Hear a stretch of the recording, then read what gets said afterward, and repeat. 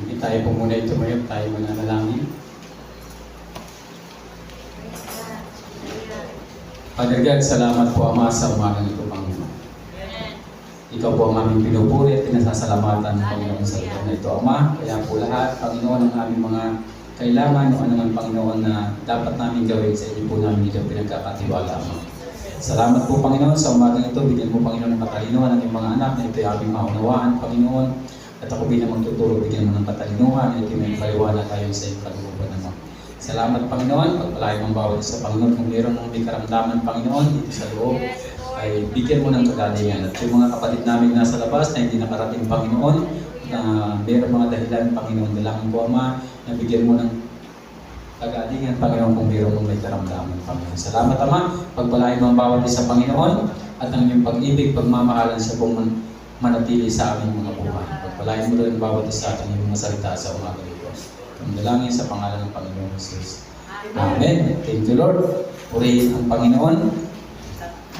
Ang pamagat po ng ating pag-aaral ngayong umaga ay saan lugar ba, saan ang tamang lugar sa pagtawag sa Panginoon. So, purihin ang Panginoon na meron pa ng tamang lugar na dapat nating tawagin ng Panginoon. Pag tayo po ay gusto makipag-usap sa mayor, saan po tayo dapat nakikipag-usap? Sa office ba niya o sa daan? O sa kanyang tahanan? Di ba sa opisina niya tayo pumupunta? Doon tayo pumupunta sa office ng mayor. Kasi ang papel pag siya ay napirmahan ng mayor at nakatatakto ng kanyang office, yun po ay inu-honor tayo sa andalin. O yung ating pong pagtawag sa paglandiron din pala. Kapag tayo pumunta sa attorney, pagkatapos ng gawin ng mga kasulatan, kailangan i-notarize, kailangan tatakan ng kanyang office para yun ay matanggapin sa lahat kahit saan dalhin. Yung pagpapatunay. So mayroon pong mga lugar na dapat natin pagtawag sa Panginoon.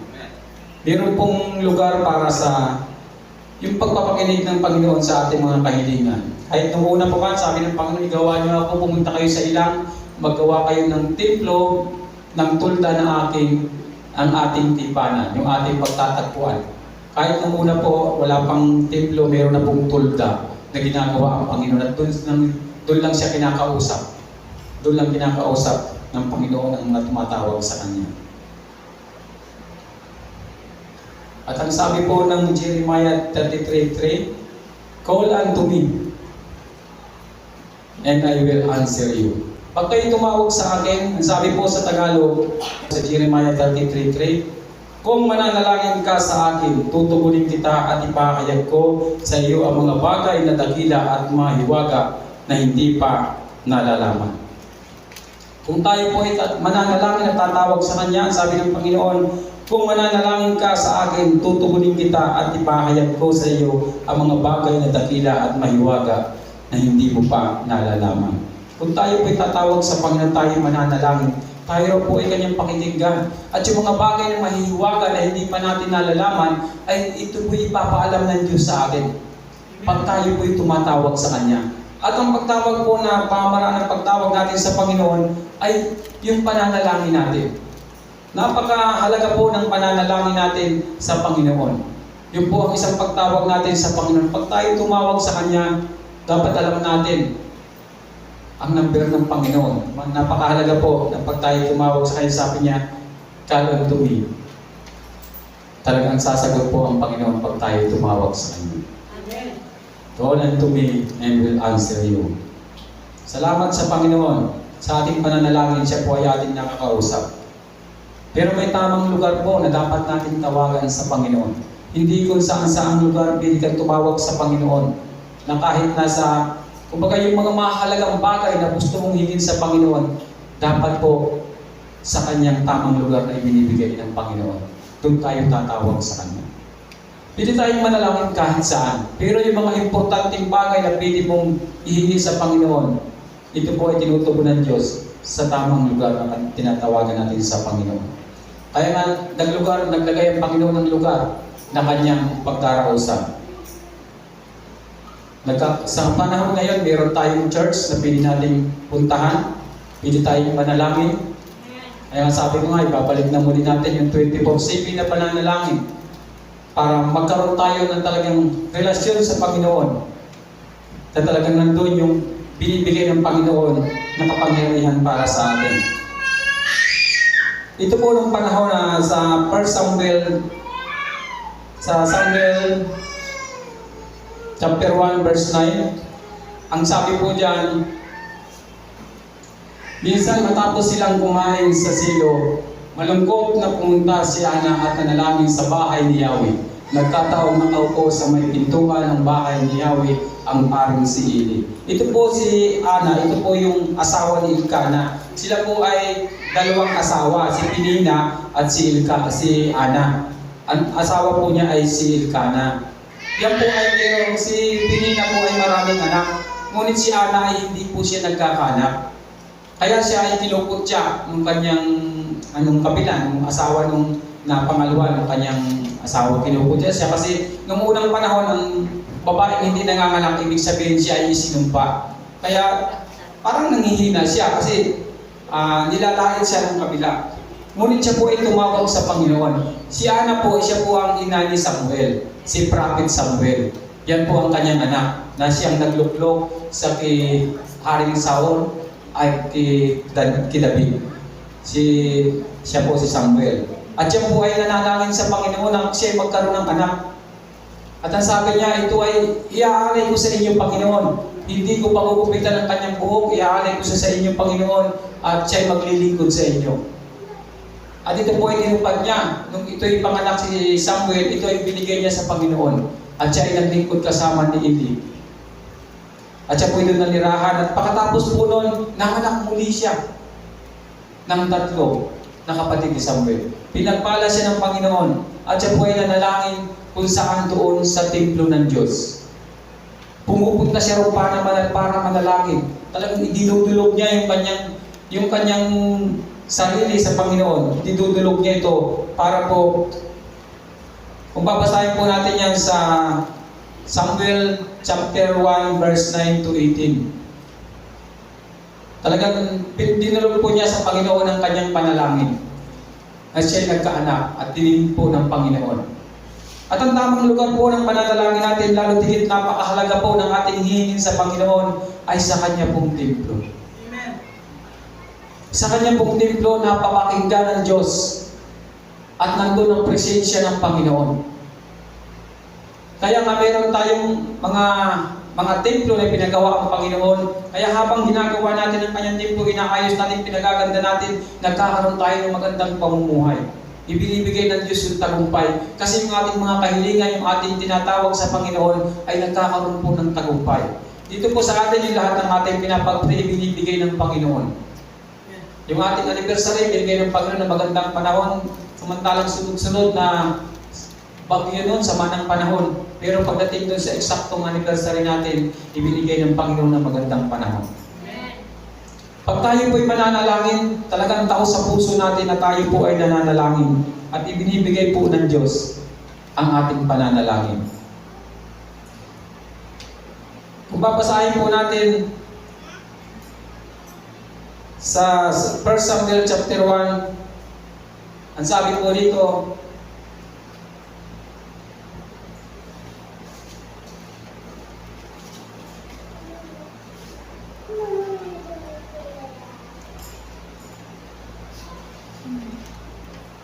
basahin po natin saglit para ating pong malaman.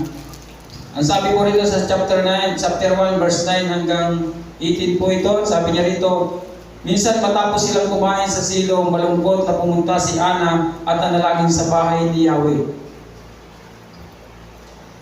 Nagkataon nakaupo sa may pintuan ng bahay ni Yahweh ang paring si Eli. Buong pait na lumuluha si Ana at taimtim na nanalangin kay Yahweh. Ganito ang kanyang pananalangin. Yahweh Diyos na makapangyarihan sa lahat, kung papakinggan ninyo ang inyong abang lingkod at inyo pong kahabagan, kung hindi ninyo ako papabayaan sa halip ay pagkakalooban ng isang anak, na lalaki ihahandog ko siya sa inyo at habang buhay na siya ay ilalaan sa inyo. Hindi ko papuputulan ang kanyang buhok. Habang nananalangin si Ana, ang bibig niya ay pinagmamasdan ni Eli. Gumagalaw ang kanyang mga labi, ngunit hindi naririnig ang kanyang tinig, sapagkat siya nananalangin lamang sa sarili. Dahil dito ay inakala ni Eli na siya ay lasing. Kaya lumapit ito at sinabi sa kanya, "Tama na yang paglalasing mo. Tigilan mo na ang pag-inom ng alak at magpakatino ka na." "Hindi po ako lasing," sagot ni Ana. Hindi po ako tumitikim ng alak. Ang damdamin ko po ay naghihirap at dinudulog ko po kay Yahweh ang aking kalagayan. Huwag po sana ninyong isipin na ang inyong lingkod ay masamang babae. Ipinapahayag ko lamang ang matinding paghihirap ng aking damdamin. Dahil dito sinabi ni Eli, "Ipanatag mo ang iyong sarili at umuwi ka na. Ang Diyos ng Israel ang tutugon sa iyong kahilingan." Sumagot si Ana, "Magkatotoo po sana ang inyong sinabi tungkol sa akin." Pagkasabi niya, bumalik na sila sa kanilang tinutuluyan at kumain, wala na ang bigat ng kanyang kalooban. So sa pagtawag po niya sa Panginoon doon sa lugar na kung saan pinagtitipunan at nandun ang pari, nandun po yung presensya ng Panginoon, siya po ay pinakinggan ng Diyos. Halos hindi po bumubuka ang kanyang mga bibig sa pananalangin, pero sa taimtim niyang pananalangin, pinakinggan po siya ng Panginoon. Sa ating pong pananalangin, ito po yung pakikipag-usap natin sa Diyos. Kaya napakahalaga na tayo po ay mayroong pananalangin na talagang yung personal na pananalangin mo sa Panginoon.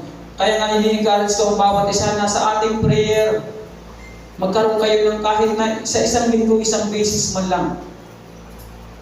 Sa isang linggo kahit na isang beses kayo a-attend sa ating prayer dito sa kanyang templo. Dahil kami po ng mga leader, mayroong kaming pananagutan sa lahat ng mga aming hinahawakan na tupa o sa mga member. Kaya po, lahat ng dapat ng katotohanan ay yun po ang aming sasabihin. Kung minsan man na parang masakit pero hindi po pwedeng i-cover yun, hindi pwedeng baliwala, hindi pwedeng hindi sasabihin. Kasi yun po ang katotohanan na ipinapasabi ng Panginoon. Dahil kami po ang mananagot kung kami po ay hindi namin sasabihin ang katotohanan. Salamat sa Panginoon sa ating pong pananalangin. Kaya nga sabi ko kay buti nga si Lumlom, meron na siyang nung Friday dito siya at talagang silang dalawa ni Micah, meron silang isang araw na nandito sila para manalangin. Napakahalaga po yung pananalangin. Sabi ko nga, lahat ng ginagawa mo sa mundo ito, pag hindi naka-align sa Panginoon at hindi talaga nakakunik sa Panginoon, maaari po tayong sumablay at hindi po mangyari yung ating gustong mangyari sa buhay natin. Pero pag sa Panginoon po natin ito iniasa, ibibigay po ng Panginoon pag tayo po ay nananalangin. Kami po bilang mga lingkod ay mayroon po kaming pananagutan sa Panginoon pag hindi po namin ito nasabi. Kaya nga sabi ng Panginoon kay Jeremias, sabi niya, "Sabihin mo ito sa mga Israelita. Kasi kung hindi ko ito sasabihin sa kanila, sa iyo ko sisingilin ang kanilang pagkakasala. Ngunit kung sabihin mo, wala ka ng pananagutan sa kanila." Kaya ang sabi po sa Hebreo 13 verse 17, ang sabi po diyan, Hebreo 13 verse 17, sabi po diyan, "Pasakop kayo at sumunod sa mga namamahala sa inyo. Sila'y nangangalaga sa inyo at mananagot sila sa Diyos sa gawain ito. Kung sila'y susundin ninyo, magagalak sila sa pagtupad ng kanilang tungkulin. Kung hindi sila'y mamimighati at hindi ito makabubuti sa inyo." Kami po ay mayroong pananagutan sa Panginoon. Pag hindi po namin sinabi ang katotohanan, kami ang mananagot at anuman kakakasala ninyo, kami ang mananagot. Kaya hindi po namin pwedeng baliwalain na sabihin sa iyo ang katotohanan kung ano ang katotohanan. Dapat namin ihayag ang katotohanan sa harap ninyo. Kung masakit man, okay lang kung masakit. Kung masasaktan kayo, okay lang na ang Panginoon naman. Kumbaga, pag ako po ay nag-utos, halimbawa, mayroon akong inutusan ng isang bata, pumunta ka ron kay Hazel o kay Ian, may pinakukuha ako sa kanya. At sinabi ni Hazel, wala akong hindi niya pinansin, baliwala sa kanya. Hindi yung inutusan ko ang magagalit sa kanya. Ako ang magagalit kasi ako ang nagutos. Kaya pag mayroon po akong sinasabi, mayroon akong binabanggit na gustong ipasabi sa kongregasyon sa inyo, hindi po ako ang magagalit sa inyo. ang nakutos sa akin. Ang mahalaga na sabi ko sa inyo, at hindi na ako ang mananagot. Napakahalaga po na maunawaan natin ang salita ng Panginoon. Kami po ay kasangkapan lang ng Diyos sa preparasyon para sa Kanyang mga pinili. Kami ay kagamitan, kami mga alipin ng Panginoon na naghahayag ng katotohanan na dapat masundan at maipamuhay ng Kanyang mga anak. Pag hindi po namin ito sinabi, kami po ang mananagot. Hindi po kayo ang mananagot. Pero kung ito'y masabi namin, hindi kami na ang mananagot. Ang Panginoon na po ang bahala. Kaya nga, sa isang taong inutusan, hindi yung inutusan ang nagagalit, kundi yung nakutos. Kaya pag nasunod po namin ang pinagagawa ng Panginoon, ito po ay kagalakan na sa amin. Hindi na kami, kumbaga parang lahat ng bagay na gusto ipagawa ng Panginoon, gagawin lang namin yun. Baging yun ay magiging kapahamakan sa amin, dapat namin gawin yun kasi yun ang paglilingkod namin sa Panginoon na ialay ang aming buhay para matupad ang kalooban ng Panginoon at hindi ang kalooban namin. Masaya kami kung kami pinakikinggan, pero kung kami hindi pakikinggan, hindi po kami ang magagalit sa inyo. Ang batas, pag hindi natin sinunod, ang batas na nagpaparusa, hindi yung nagsasalita, kundi yung batas mismo na binigyan ng yun po ang nagkakaroon ng kaparusahan. Kaya sabi diyan sa bandang huli, sabi niya, ito kung sinong, sabi niya, magalak kayo, magagalak sila sa pagtupad ng kanilang tungkulin kung hindi sila ay mamimigati at hindi ito makakabuti sa inyo. Ibig sabihin, pag kami po ay namimigati, pag kami pala ay hindi sinusunod, kami ay namimighati at hindi yun makabubuti sa inyo. Amen. Ang isang ama sa tahanan na hindi nire-respeto ng mga anak, hindi nagsisikap para maging maganda ang kanyang pamilya. Pero tandaan ninyo, ang isang magulang, ang isang ama na lagi mong inaaruga sa tahanan, pinagtitimpla ng gabi, inaayos ng kanya, masaya siya na magsisikap para sa kanyang pamilya. Pero kung hindi mo nire-respeto, hindi mo ginagalang, darating ang panahon, maghihiwa-hiwalay kayo. Kasi yun ang katotohanan na sinasabi ng Panginoon.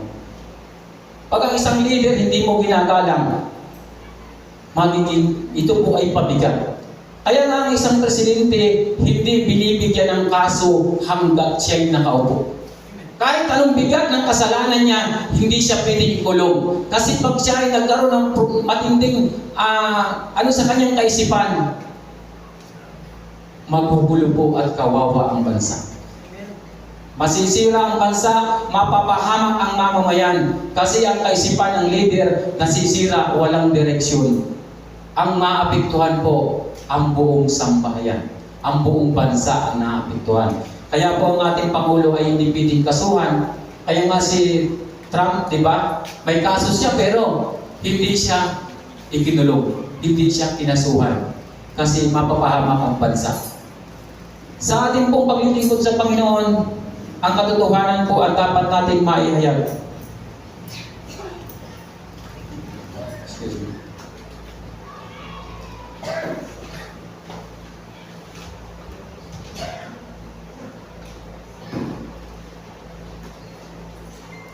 Pag ang isa pong leader sa tahanan iginagalang ng buong pamilya, masaya po ang isang tahanan at ito po ay nagkakaroon ng magandang pamumuhay. Pero pag aburito ang leader, walang maayos pagdating sa tahanan, galit, hindi nire-respeto ng buong sambahayan, hindi po magiging matatag. Tandaan ninyo, hindi magtatagal, mawawasak ang tahanan yan. Maghihiwa-hiwalayan sila. Kasi hindi nararamdaman ang sinasabi ng salita ng Panginoon. Ang kanyang kautusan, sabi ko nga, ang salita ng Panginoon dapat natin sundin. Ito yung guide natin sa ating pamumuhay. Ang bansa po na ang leader ay hindi nire-respeto ng kanyang mga tagasunod, hindi po nagiging maayos. Nagkakaroon po ng problema ang bansa. Nagiging kawawa ang mamamayan. Mahalin po natin ang ating mga magulang. Yung leader ng tahanan, bigyan natin ng halaga. Pagserbisyuhan natin. Bigyan natin ng pansin para maging maayos. ang ating pamilya. Number one po sa pamilya natin. Hindi lang po sa church, hindi lang po sa ating lipunan, kundi sa ating pamilya nagmumula ang lahat ng yan.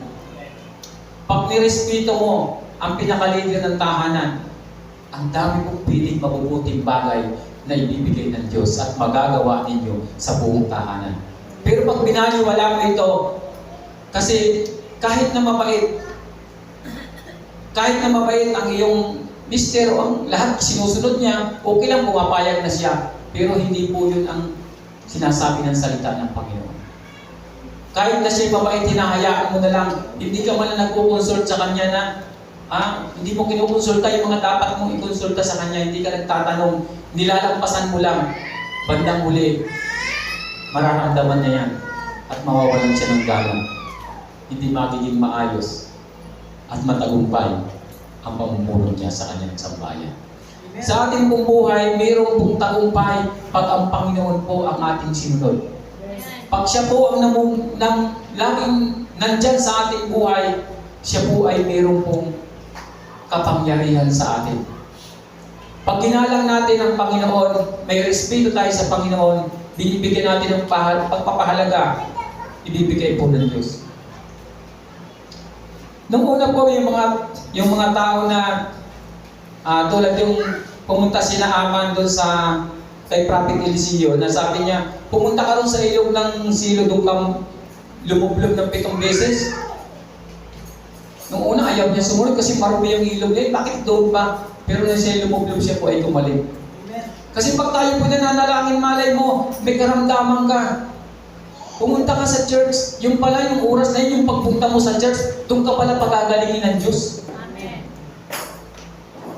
Ay hindi mo pinaglabanan yung laman, pinagbigyan mo, nagpahinga ka na lang. Pero yung pala nandun pala yung kasagutan na ibibigay ng Panginoon. Naalala mo yung pastor ng hindi ko, matandang pastor na to. Siya pag may karamdaman, nagpapabuhat siya sa kanyang mga anak para dalhin sa church. Sabi niya, bakit kung dito ba ako sa bahay, gagaling ako? Kung doon sa church, kahit hindi ako gumaling, ang mahalaga nandun ako.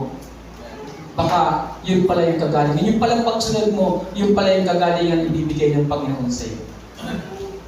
Meron pong kapangyarihan ng Panginoon. Pag ito po ay ating sinusunod at ginagawa natin. Napakahalaga po ng paglilingkod natin sa Panginoon ay meron po tayong tinatawag na yung puso natin na talagang ang Diyos ang naroroon. At ang sabi po sa Hebrew 13 verse 38 to 39,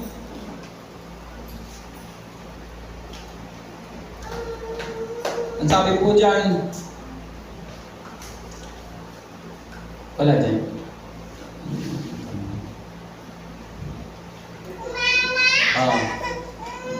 Hebreo 10:38 ay Hebreo 10:38, 39. Ang sabi po niya, ang matuwid kong lingkod ay mabubuhay sa pamamagitan ng pananampalataya. Ngunit kung siya ay tatalikod, hindi ko siya kalulugan. Maliwanag po ang sinasabi ng salita ng Panginoon. Ang matuwid kong lingkod ay mabubuhay sa pamamagitan ng pananampalataya. Ngunit kung siya ay tatalikod, hindi ko siya kalulugan. Ang kinalulugdan po ng Panginoon ay yung matutuwid. Pag ang lingkod niya ay matuwid, tayo pong lahat lingkod tayo ng Panginoon. At pag tayo po ay namumuhay ng matuwid, ginagawa natin ang katotohanan. Sabi niya, ang ganda po ng kanyang sinasabi diyan, ang matuwid kong lingkod ay mabubuhay sa pamamagitan ng pananampalataya. Ngunit kung siya ay tatalikod, hindi ko siya kalulugdan. Kaya po ganun na lang ang aking pagsisikap na magawa ko ang gusto kong ipagawa ng Panginoon. Kung minsan masakit, ayaw kong sabihin, ayaw kong magsalita, pero hindi ko ito pwedeng pigilan. Kasi ako ang mananagot sa Panginoon kung hindi ko sasabihin ang katotohanan. Kung hindi ko itutuwid at hindi ko sasabihin ang tamang pinapasabi ng Panginoon. Paano kung ako ay kanyang iiwan? Ang sabi niya dyan, ngunit kung siya ay tatalikod, hindi ko siya kalulugdan. Paano po tayo pagpapalain ng Panginoon kung hindi ko sasabihin ang katotohanan? Paano po kayo mamumuhay ng tama ayon sa kalooban ng Panginoon? Paano niyo ipaglalaban ang katotohanan kung ako mismo ay hindi mo makita ang katotohanan? At kung ano lang yung gusto niyo, yun lang ang aking sasabihin. Kung ano lang yung nakabubuti na sa inyong pakiramdam, ayun lang ang aking sasabihin. Paano kayo itutuwid ng salita ng Panginoon? Gusto ko pong maramdaman ninyo yung pagmamahal ng Diyos sa inyo. Gusto kong maramdaman ninyo yung tunay na biyaya na gustong ipatin ng Panginoon sa inyong buhay, na maranasan ninyo ito. Dito pa man sa lupa ay maangkin nyo na yung tunay na pagpapala na gustong ibigay ng Panginoon sa pamagitan ng ating pagsunod sa Panginoon. At ang sabi po sa 39, ngunit hindi tayo kabilang sa mga tumatalikod at napapahamak, kundi sa mga may pananampalataya at naliligtas. Dapat dyan po tayo kabilang. Sa mga taong tapat sa Diyos at hindi tumatalikod. Ang sabi dyan, ngunit hindi tayo kabilang sa mga tumatalikod at napapahamak, kundi sa mga may pananampalataya at naliligtas. Dapat wala ni isa man sa atin ang mapapahamak. At dapat walang tumatalikod sa Panginoon. Dapat tuloy-tuloy po tayo para makamit natin ang kanyang mga pangako sa kanyang mga salita. Na mabigay sa atin ang Panginoon yung gustong ibigay ng Panginoon sa atin. Tayo pong lahat dapat ay ligtas. Wala pong mapahamak ni isa man. Dahil ang sabi ng Panginoon, bago siya umakit, ang sabi niya, Ama, iningatan ko sila na binigay mo sa akin na walang mapahamak ni isa man sa kanila. Kaya sa inyo po sila inihahabilin. Ang Panginoon po ang nagbibigay ng tagumpay pag tayo po ay sa Kanya po laging nagtitiwala. At ang sabi po sa 2 Peter chapter 2 verse 9, kaya alam ng Panginoon kung paano ililigtas mula sa pagsubok ang mga tapat sa Kanya at kung paano paparusahan ang mga masasama hanggang sa araw na sila'y hatulan. Alam po ng Panginoon ang gagawin ng Panginoon sa atin. Hindi po tayo dapat magdalawang isip at mag-alangan sa paglilingkod natin sa Panginoon. Kasi ang sabi niya, kaya alam ng Panginoon kung paano ililigtas mula sa pagsubok ang mga tapat sa Kanya at kung paano paparusahan ang mga masasama hanggang sa araw ng sila'y hatulan. Alam po ng Panginoon kung paano tayo iingatan, kung paano tayo ililigtas ng Diyos. Nung panahon po ni Daniel, hinayaan ng Panginoon na siya itapon sa loob ng kuiba ng mga leon.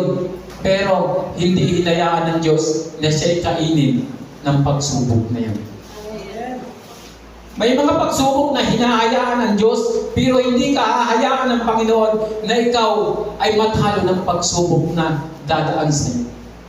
Hinayaan nila na si Shadrach, Meshach, Abednego itapon sa apoy, pero hindi hinayaan ng Diyos na sila ay masulong. Sa kaharap mong napakatinding problema, sa kaharap mo ng mga pagsubok, pag ang Diyos ang kasama mo, natitiyak mong ligtas ka. Nung sila idaan doon sa dagat, hindi hinayaan ng Diyos na sila ay malunod. Nilagyan sila ng Panginoon ng daan para sila ay makatawid. Ngunit yung mga taong hindi naniniwala, napahamak, nung sila ay dumaan doon, silang lahat ay nalulod. Namatay sila doon, pati ang kanilang mga kabayo. Pero yung mga taong tapat sa Panginoon, kaya alam ng Panginoon kung paano ililigtas mula sa mga pagsubok ang mga tapat sa Kanya.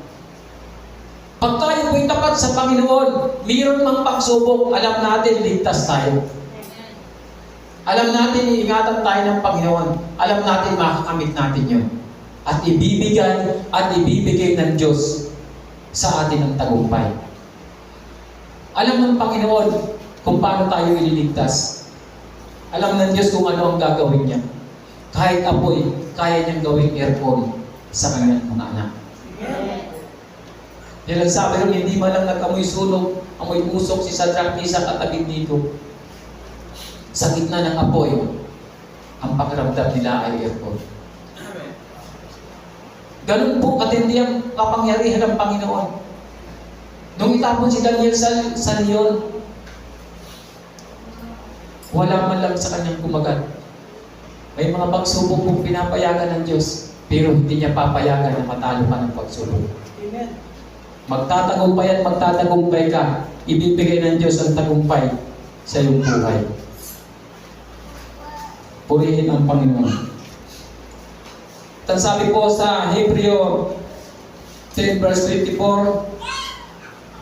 sikapin din natin gisingin ang damdamin ng bawat isa sa pagmamahal sa kapwa at sa paggawa ng mabuti. Sa 25 po, huwag natin kaligtaan ang pagdalo sa ating mga pagtitipon gaya ng nakasanayan ng iba. Sa halip, palakasin natin ang loob ng isa't isa, lalo na ngayong nakikita natin malapit na ang araw ng Panginoon. Kaya po sinasabi ko kanina, napakahalaga po na tayo po ay nasa templo ng Panginoon. Kung mapapansin ninyo, ang LA, ang Los Angeles, talagang nasero po ang Panginoon doon at pinagtawanan pa nila. Huwag nating subukan ng Diyos kasi baka makita natin ang hinahanap natin. Patuloy tayong magtiwala sa Panginoon. Dahil ito pong panahon na ito na po yung huling araw na ibinigay ng Diyos sa atin. Hindi natin alam bukas makalawa darating ang Panginoon. Hindi natin alam. Napakabuti po na tayo po ay nakaprepare sa ating paglilingkod sa Panginoon. Huwag tayong mag-alinlangan. Tayo po sa ating pagtitipon, wala po tayong ibang mamalaking pinag-uusapan, kundi ang Panginoon. Ang salita ng Diyos na dapat manmutawi sa ating mga labi at ating puso na maipabuhay natin ito na mayroong kapangyarihan galing sa Diyos. Sikapin po natin maibahagi ito sa ating pamilya, sa ating mga mahal sa buhay, dahil sila po darating ang panahon, hindi natin kayang iligtas pag hindi sila tumanggap sa Panginoon.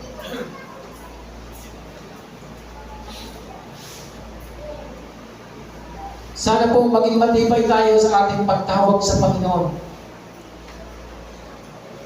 Kaya lagi kong ini-encourage na sana po mayroon kayo kahit isang araw man lang na pananalangin dito sa kanyang templo, makasama ko kayo na tumawag sa Panginoon.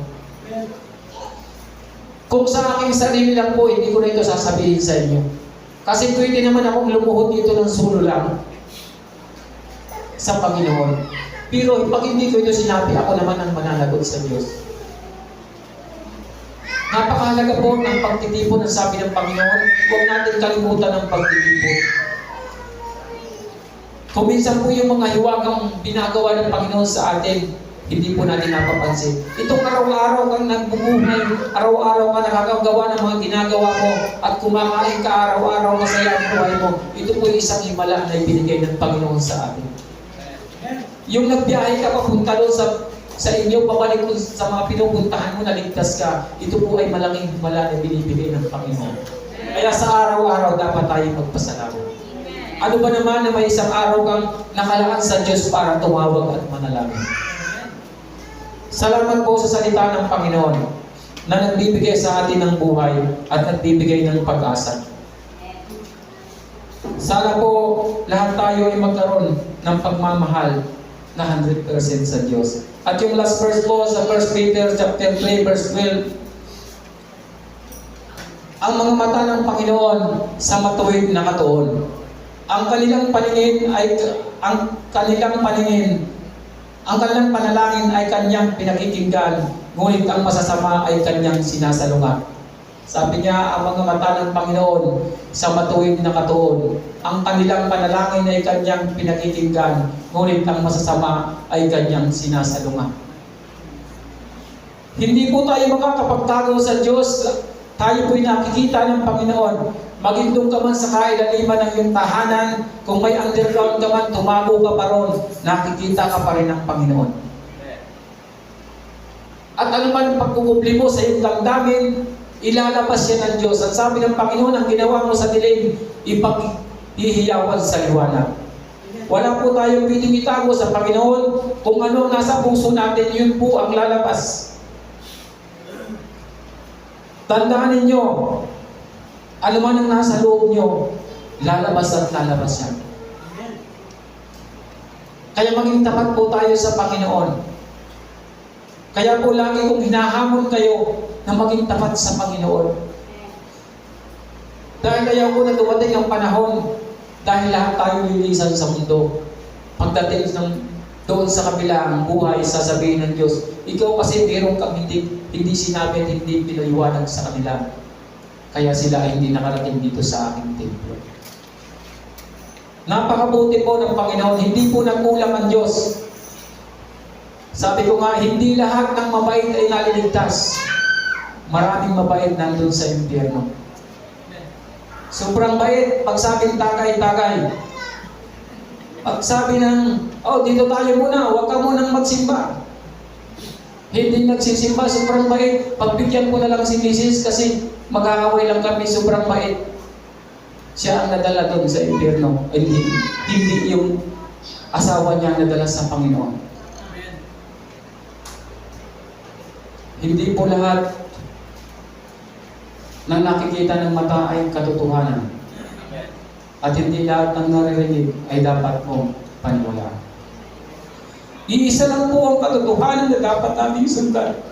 Ang salita ng Diyos na kailanman ay hindi nagbabago, hindi nagkukulang. Kaya sa akin po, pagsasalita sa inyong harapan, ipagkikiitan ko ang katotohanan at ang sinasabi ng Panginoon. Kung masakit man, okay lang. Kung hindi kayo babalik sa susunod na linggo, okay lang. Pero ang mahalaga sa akin, nasabi ko ang katotohanan kung paano nyo ipabuhay ang salita ng Panginoon. Pagpalain kayo ng Diyos sa inyong pagsunod sa kanyang mga salita. Tayo po'y manalangin. Salamat po, Ama. Salamat, Lord, sa pagpapahal mo sa iyong mga anak, Panginoon. Alam ko, Lord, na isa man, Panginoon, ay hindi mo papabayaan. Alam ko, Lord, na isa man sa kanila, hindi mo, Lord, iiwan, Panginoon. Pagpalain mo yung mga anak sa dakong ito, Panginoon. Patuloy mo silang mahalin, Lord, at ingatan ang bawat isa. Dalangin ko, Lord, na yung mga salita ay maging buhay sa kanila at itong Panginoon ay maging pag-asa sa bawat narinig nila, Panginoon. Salamat po, Ama. Pagpalain mo, Lord, ang bawat isa sa umaga nito. Ang dalangin sa pangalan ng Panginoong Hesus. Amen.